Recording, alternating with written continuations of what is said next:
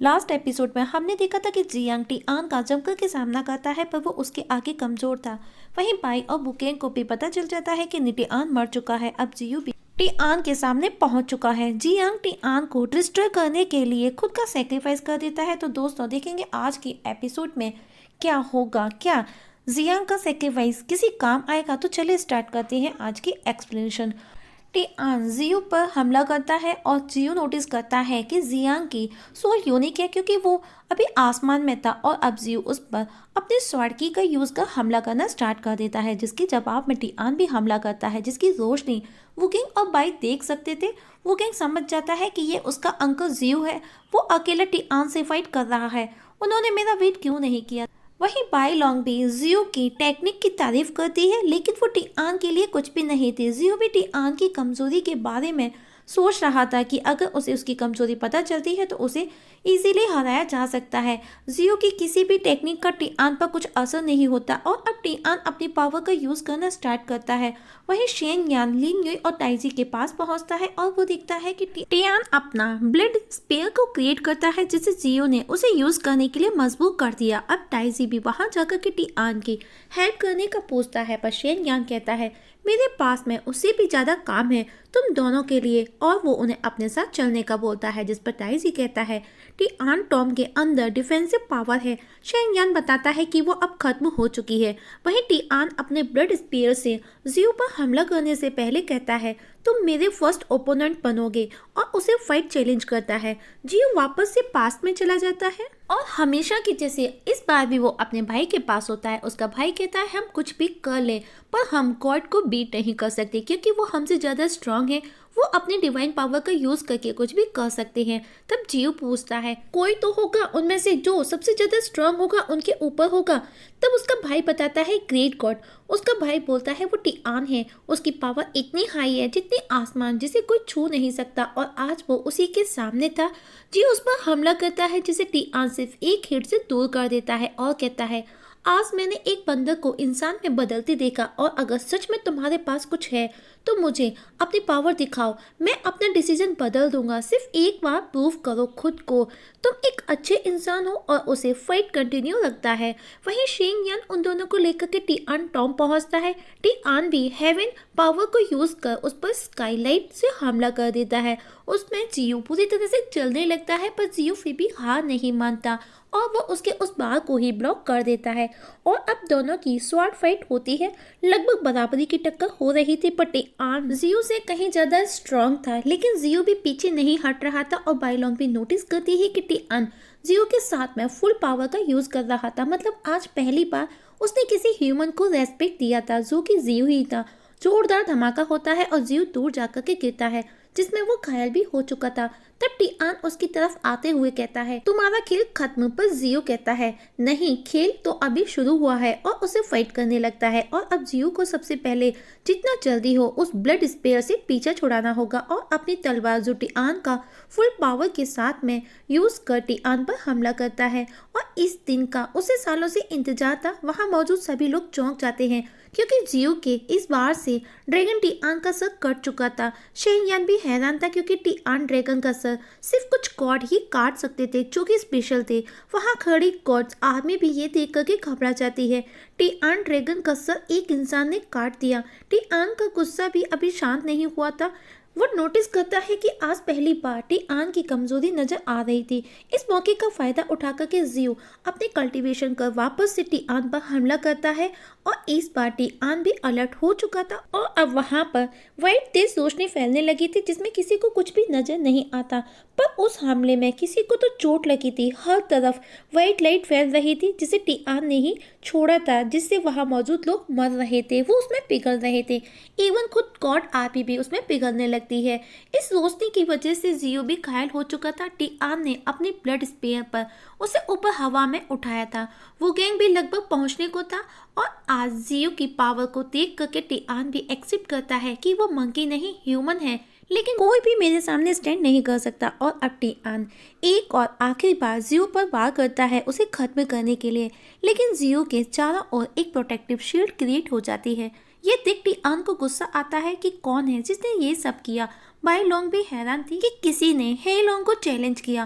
तभी वुगेंग टियान पर हमला करते हुए जियो को रिलीज करने का बोलता है और कहता है अगर नहीं छोड़ा तो मैं तुम्हें डिस्ट्रॉय कर दूंगा। अंकल जियो ही मेरी फैमिली है, मैं तुमको उन्हें कुछ भी नहीं करने दूंगा। वापस टियान वुगेंग के साथ में फाइट करने लगता है और एक पंच में उसे उठा करके फेंक देता है। खुद वुगेंग भी टियान की पावर को देख करके हैरान था। अब बाईलोंग बाई को देख करके सोचती है कि सिर्फ यही लड़की है जो जियो को टेलीपोर्टेशन टेक्निक के थ्रू बचा सकती है। कॉन्ग जियो को चेक करती है, वो बुरी तरह से घायल हो चुका था लेकिन उसे बचाया जा सकता था। कॉन्ग अपनी पावर का यूज कर उसे बचाने की कोशिश करती है।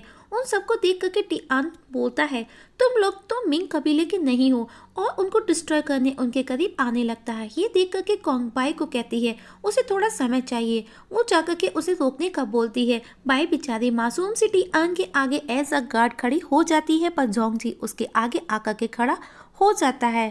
उन दोनों को वो जियो पर फोकस करने का बोलता है।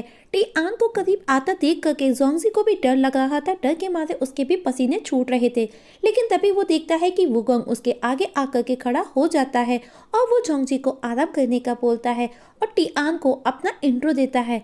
मेरा नाम वुगेंग है और मैं उसका बेटा हूँ जो गॉड्स को डिस्ट्रॉय करेगा। सब हैरान थे वुगेंग की बातें सुन करके। वुगेंग उसे कहता है तुमको लगता है तुम अजय हो, तुमको कोई हरा नहीं सकता। ये तुमको बहुत बड़ी गलतफहमी है जो तुम सोचते हो। तुमको कुछ भी नहीं पता कि बाहर दुनिया की क्या सिचुएशन है। तुमको यहाँ क्रिस्टल पर रहते इतने साल हो गए, हर कोई तुमसे नफरत करता है। तुम्हारा वजूद लोगों के लिए सिर्फ एक श्राप बनकर के रह गया है और आज तुम्हारे खत्म हो जाने के बाद में दुनिया को एक नई आशा की किरण नजर आएगी। वो फ्री हो जाएंगे, मीन्स आजाद हो जाएंगे। इस गुलामी भरी जिंदगी से टियान कहता है एक इंसान मेरे सामने आकर मुझे कुछ भी बोले, तुम्हारी हिम्मत कैसे हुई मुझसे ऐसे बोलने की। अगर मैं नहीं रहा तो तुम सबको कौन गाइड करेगा, कौन तुम्हारा ख्याल रखेगा। वो गैंग बोलता है मैं वो गैंग रखूंगा और अब तुम्हारा समय भी पूरा हो चुका है। मैं लूंगा तुम्हारी जगह और अगर तुम खुद से नहीं हटे तो ये युद्ध भी कभी नहीं रुकेगा, ना ही खत्म होगा। अब इंसान और ज्यादा तुम्हारे कंट्रोल में नहीं रहेगा और इसका सॉल्यूशन सिर्फ यही है। वहाँ मौजूद और गॉड्स वो गैंग को बोलते हैं लगता है ये बंदा अपना दिमागी संतुलन खो चुका है। वही वो गैंग बोलता है मेरे फादर मानवता के राजा थे और मेरी माँ गॉड मेंबर थी, इसीलिए मैं ही हूँ जो मानव जाति के साथ में शांतिपूर्वक को एग्जिट के लिए ईश्वरीय जाति का मार्गदर्शन कर सकता हूँ। वुगेंग की बातों को सुन बाई भी सरप्राइज थी। जोंगजे भी सोच में पड़ जाता है कि क्या ये वही वुगेंग है, पर टियान उसका मजाक बनाता है और कहता है सालों मैंने जो किया आगे भी मैं वही करूंगा और फाइट चैलेंज कर वुगेंग पर हमला करता है जो कि बहुत ही ज्यादा स्ट्रांग था। पर तभी ली जिंग अपनी फिस्ट पावर से सबको बचा लेता है और नेजा को लेकर के वो भी वहां आ चुका था। वुगेंग को टियान के सामने चैलेंज करता देख करके ली जिंग भी सरप्राइज था, लेकिन टियान की पावर का उसे भी डर था। अब वुगेंग टियान को कहता है ये जगह फाइट करने के लिए छोटी है, क्यों ना हम किसी और जगह चल करके फाइट करें। और इतना बोल वो उस पर हमला करने लगता है। उस दौरान वुगेंग को याद आता है जब उसने टियान को पहली बार अपने फादर को मारते हुए देखा था, जिन गॉड्स ने उसके घर परिवार राज्य सब कुछ डिस्ट्रॉय कर दिया था। इवन वो बोलता है कि मैं भी डर गया था, मेरा भी बदला लेने का कोई इरादा नहीं था, मैं सिर्फ भाग करके खुद को बचाना चाहता था किसी भी तरह।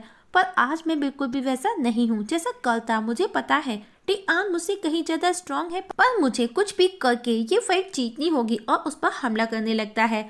बाई लोंग भी वुगेंग को देख करके सोच में पड़ जाती है। वो भी हैरान थी कि टियान के सामने अब तक टिका हुआ था और अब वुगेंग सबसे पहले टियान की आंखों पर हमला कर उन्हें डिस्ट्रॉय करने का प्लान बनाता है, पर वो उसकी आंखों की पहुंच से दूर था और टियान उस पर साइलेंट अटैक करता है। पर वुगेंग भी कहाँ कम था, आखिर उसकी माँ भी एक गॉड थी और अब वुगेंग वापस टियान से फाइट करने लगता है। टियान ब्लड स्पेयर से उस पर हमला करता है, पर वुगेंग उसके इस हमले को जवाब देता है। बाई लोंग भी सरप्राइज थी क्योंकि आज किसी ने उसको बराबरी का जवाब दिया था।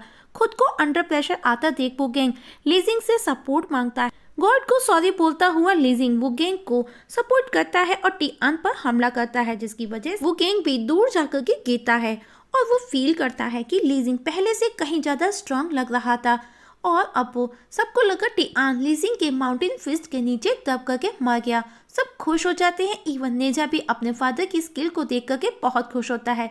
लेकिन तभी एक स्पेयर जो कि ब्लड स्पेयर था लीजिंग के आर पार जाता है और लीजिंग नीचे गिर जाता है। अब टियान वुगेंग को हवा में उठा करके उस पर स्काईलाइट अटैक करता है। वुगेंग को प्रॉब्लम में देख बाई उसको बचाने के लिए आना चाहती है, पर आहवू उसे रोक देती है कि अगर वो वहां पर गई तो मारी जाएगी, क्योंकि टिआन की पावर बहुत हाई थी।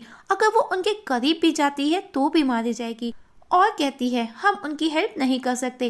पर बाई फिर भी वुगेंग की हेल्प करना चाहती थी, और जब ग्रैंड मार्शल कुछ नहीं कर सके तो हम क्या कर सकते हैं, ऐसा आहवू का बोलना था। ये सब कुछ वुगेंग को ही खत्म करना होगा। वहीं वुगेंग बेहोश होकर के नीचे गिरने लगता है।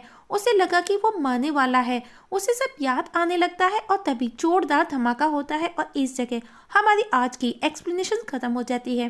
तो दोस्तों देखेंगे नेक्स्ट एपिसोड में क्या होगा आगे। क्या वुगेंग अकेला टिआन को हरा करके युद्ध को खत्म कर करके खुद गॉड बन सकेगा, या फिर टिआन उसे मार करके सालों सालों राज्य करेगा, या फिर बाई आगे बढ़ करके वुगेंग को सपोर्ट करेगी, इसका पता हमें नेक्स्ट एपिसोड में लगेगा। तो दोस्तों आप लोगों से एक छोटी सी रिक्वेस्ट है, अगर आप इस चैनल पर नए हैं तो प्लीज सब्सक्राइब करना ना भूलिएगा। 压迫感超乎想象，连反击的机会都没有。点本事，哼！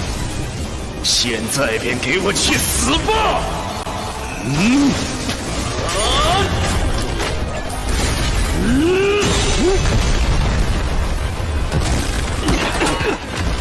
阿哥，好大胆的徒手抓住血猫，恐怕2条手臂都将废掉。抓住你了！我的拳套凝聚了旧神共工数万年的怒火和神力。